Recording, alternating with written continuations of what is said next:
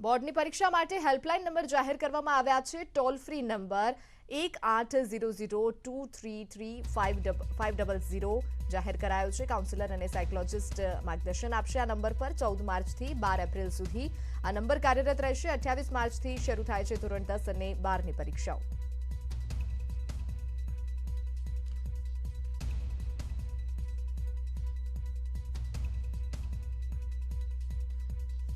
આજે જ્યારે પીએસઆઈ ભરતીની પ્રિલિમ પરીક્ષા યોજાવાની છે ત્યારે બનાસકાંઠામાં સરકારી નોકરી અપાવવાના નામે છેતરપિંડી કરનારા લેભાગુઓ પકડાયા છે।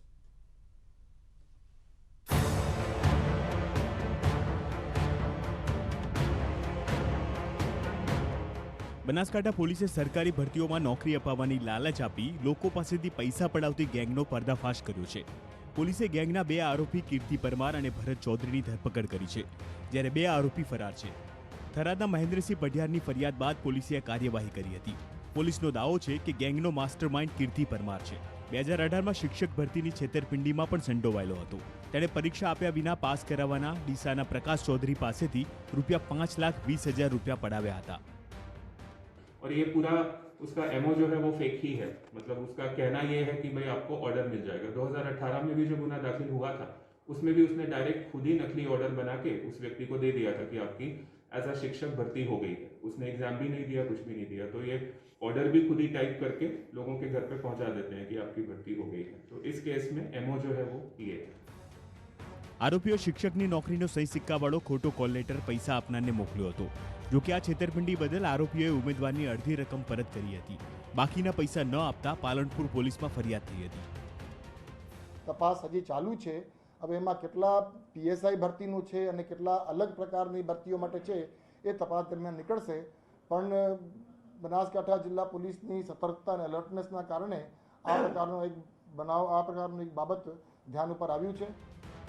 આ મામલે વિદ્યાર્થી નેતા યુવરાજસિંહ જાડેજાએ આક્ષેપ કર્યો છે કે પીએસઆઈની ભરતી મામલે આ આરોપીએ કેટલાક ઉમેદવારો પાસેથી પૈસાની ઉઘરાણી કરી છે। પીએસઆઈની પરીક્ષા માટે 22 લાખ રૂપિયાનું ઉઘરાણું કરતા હતા અને એડવાન્સ પેટે એ 7 લાખ રૂપિયાથી 10 લાખ રૂપિયા માંગી રહ્યા હતા। અને આનો ભોગ બનનાર વિદ્યાર્થીઓ મારા દ્રષ્ટિએ અત્યારે જે છે એ 8 થી 9 વિદ્યાર્થીઓએ ક્યાંક ને ક્યાંક પૈસા આપ્યા પણ છે અને બીજા આપવાના પણ હતા। એ પહેલા આ પોલીસે પકડી પાડ્યો છે। જોકે બનાસકાંઠા પોલીસે પીએસઆઈની ભરતીમાં આરોપીઓની સંડોવણીનો ઇનકાર કર્યો છે। હવે જોવું એ રહેશે કે આરોપીઓની કરતૂતનો રેલો ક્યાં સુધી પહોંચે છે। Bureau report, news 18 Gujarati. ગુજરાતના 12 લાખ વિદ્યાર્થીઓને સીએમ ભૂપેન્દ્ર પટેલની મોટી ભેટ। એસટીના બસના ફ્રી પાસ મળશે। હવે વિદ્યાર્થીઓને પાસની માથાકૂટમાંથી મળશે મુક્તિ। સરકારે લાખો વિદ્યાર્થીઓને રાહતરૂપ નિર્ણય લીધો છે। હવે એસટીમાં મુસાફરી કરવા સરકાર વિદ્યાર્થીઓને મફત પાસ આપશે। એસટીમાં મુસાફરી કરી શાળા અને કોલેજમાં અભ્યાસ માટે જતા વિદ્યાર્થીઓને લાભ મળશે, જે અંતર્ગત રાજ્યના 12 લાખ વિદ્યાર્થીઓને અભ્યાસ માટે આવન જાવન કરવા માટે ગુજરાત એસટીનો ફ્રી પાસ આપવામાં આવશે। જે અમારી ગામડાની અંદર એસટી બસ અને વધારે અંતરવાળી એક્સપ્રેસ બસ, આ બંને બસોમાં હવે એણે કોઈપણ જાતનો ચાર્જ, ખર્ચ, ફી કે કોઈપણ કાર્ડના પૈસા આપ્યા વગર, ટિકિટ લીધા વગર મુસાફરી કરવાની રહેશે। વિદ્યાર્થીઓને નવા શૈક્ષણિક વર્ષે મળશે ફ્રી એસટી બસનો પાસ। એક્સપ્રેસ અને લોકલ બસમાં ફ્રી પાસનો લાભ મળશે। આ યોજના પાછળ સરકાર ગ્રામ્ય વિસ્તારોમાંથી અપડાઉન કરતા વિદ્યાર્થીઓને લાભ આપવાનો હેતુ છે। મયુર માખડિયા, ન્યૂઝ 18 ગુજરાતી, ગાંધીનગર। યુક્રેનના રાષ્ટ્રપતિ ઝેલેન્સ્કીએ બાઇડનની સાથે વાતચીત કરી। ઝેલેન્સ્કી અને બાઇડને ફોન પર વાતચીત કરી છે। યુક્રેન માટે સુરક્ષા અને નાણાકીય સહાય અંગે બંને વચ્ચે ચર્ચાઓ કરવામાં આવી।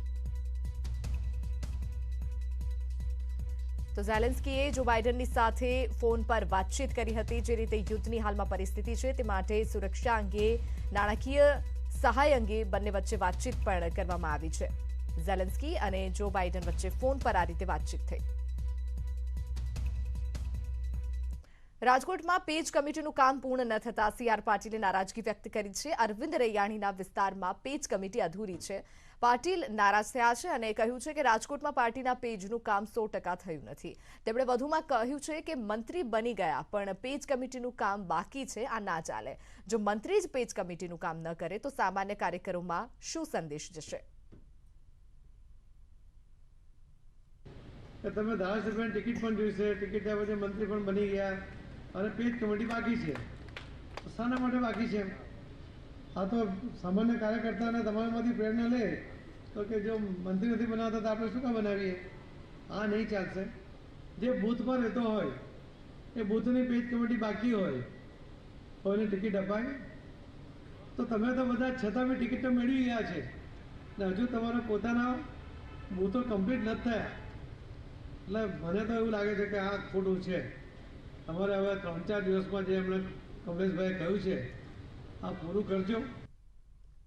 રાજકોટમાં ફરી રાજકીય વિવાદ સપાટી પર આવ્યો છે. કોંગ્રેસે આક્ષેપ કર્યો છે કે ભાજપના ધારાસભ્ય ગોવિંદ પટેલ પૂર્વ સીએમ રૂપાણીને ટાર્ગેટ કરી રહ્યા છે. તો ગોવિંદ પટેલના નિવેદનથી મતભેદની રાજનીતિ ગરમાઈ છે. 2022 વિધાનસભાની ચૂંટણી પહેલા રાજકોટમાં મતભેદની રાજનીતિ તેજ થઈ ગઈ છે.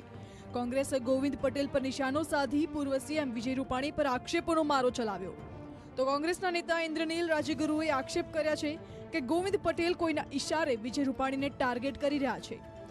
જોકે વાદ વિવાદ વધતા ધારાસભ્ય ગોવિંદ પટેલે ખુલાસો કર્યો કે મારે અને વિજયભાઈને મતભેદ હોઈ શકે પરંતુ મનભેદ નથી. અલગ અલગ મત મતાંતર હોઈ શકે પણ મતભેદ ક્યારેય હોતા નથી. અમે પાર્ટીમાં એક છીએ અને પાર્ટીને આગળ વધારવા માટે અમારી તમામ તત્પરતા હોય. રાજનીતિમાં કોઈ કાયમ માટે કોઈના દુશ્મન હોતા નથી.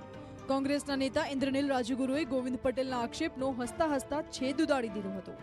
ત્યારે તમારો ઝઘડાથી જે બહાર આવ્યું છે એનાથી લોકોને ફાયદો થતો હોય એવી બધી જ પ્રવૃત્તિ મારે કરવાની હોય અને એક જવાબદાર આગેવાન તરીકે કરવાની હોય એ હું ગોવિંદભાઈને કહેવા માંગુ છું.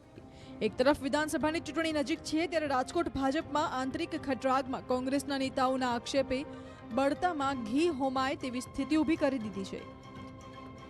Bureau report news 18 Gujarati. Rajkot જિલ્લાના ધોરાજીમાં નગરપાલિકા દ્વારા ઘણા પ્રકારના વેરાઓના વસૂલાત મુદ્દે લોકો રોષે ભરાયા છે. સફાઈ વેરા, ભૂગર્ભ ગટર વેરા, લાઇટ વેરા જેવા અનેક પ્રકારના વેરાઓ જનતા પર લાદવામાં આવેલ છે, જેના વિરોધમાં સ્થાનિકોએ પ્રાંત અધિકારીને વાંધા અરજીઓ તથા આવેદનપત્ર પાઠવ્યું છે.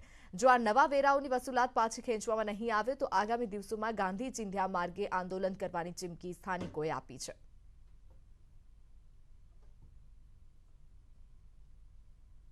નગરપાલિકાને કાંઈ જરૂરત હોય અને જો પ્રજા રાજી હોય તો તમે એના પાસેથી મામૂલી વેરો વસૂલ કરી શકો છો. જેના બદલે આ લોકો 600 રૂપિયા વેરો નાખી દીધેલ છે અને એક મિલકતની અંદરમાં એક કનેક્શન અહીંયા ચાર ભાડું સોતઈ આ વસૂલ કરે છે. અને જ્યારે કે ઉપલેટા, જેતપુર, જસદણ, આપણે બગાસરા આવી બધી જગ્યાએ આ વેરા નાબૂદી થઈ વિરોધ થતા આ લોકો કોઈ જવાબ આપતા નથી. સમાચારોમાં રોકાઈએ વિરામ માટે.